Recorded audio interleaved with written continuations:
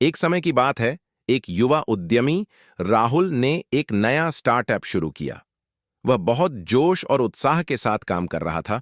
राहुल ने बहुत कुछ सोच रखा था कि उसने नया स्टार्टअप कर दिया है, अब तो उसे मेहनत करनी है।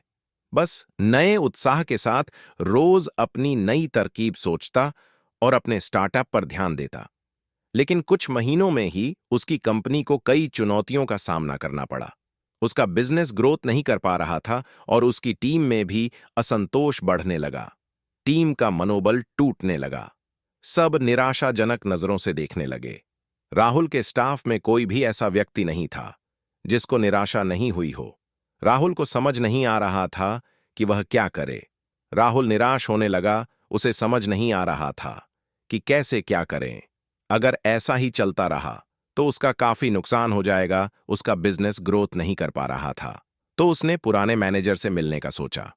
वह अपने पुराने मैनेजर विक्रम के पास मदद के लिए गया, जो पहले एक बड़ी कंपनी में उसका बॉस था।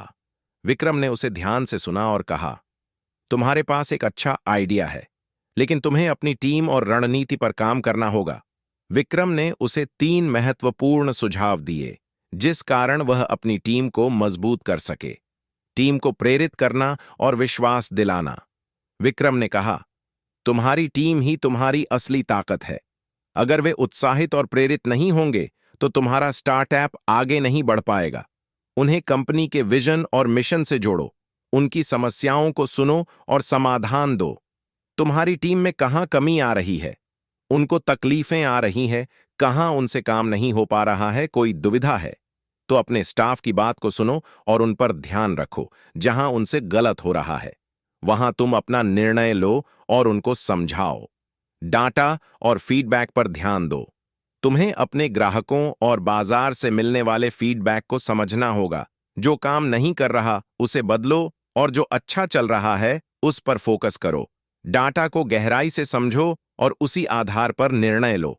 बाजार में किस चीज की डिमांड है, क्या ज्यादा चल रहा है, कौन सा नहीं चल रहा है और वह काम कैसे हो रहा है, उसे चीजों को ध्यान में रखो और तुरंत निर्णय लो। बाजार की जरूरत पूरी करना तुम्हारा ही नहीं, पूरी कंपनी का फायदा है।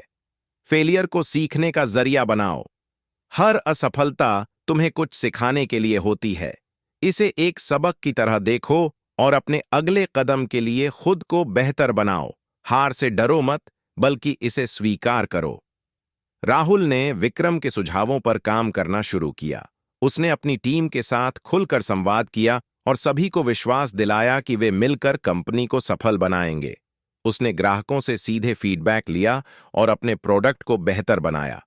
कुछ महीनों बाद राहुल का स्टार्टअप धीरे धीरे ग्रो करने लगा। उसकी मेहनत और टीम की एकजुटता ने कंपनी को सफलता की राह पर ला खड़ा किया। शिक्षा। यह कहानी हमें सिखाती है कि हर चुनौती को सीखने और सुधारने का मौका मानना चाहिए। सही दिशा, मेहनत और टीम वर्क से बड़ी मुश्किलों को पार किया जा सकता है। हारने वाले नहीं, सीखने वाले जीतते हैं।